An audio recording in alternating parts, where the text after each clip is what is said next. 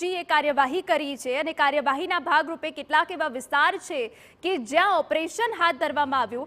લિંબાયત વિસ્તારમાંથી 3 રિવોલ્વર કબજે કરી। મુંબઈમાં 1993માં થયેલા બોમ્બ બ્લાસ્ટમાં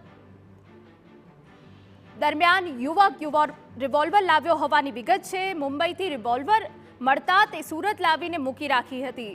મેહુલ નરેશચંદ્ર ઠક્કરના પિતાનું મુંબઈ બોમ્બ બ્લાસ્ટમાં મોત થયું હતું અને તે બાદ આ વિગતો મળી રહી છે કે લિંબાયત વિસ્તારમાંથી 3 રિવોલ્વર કબજે કરાઈ છે।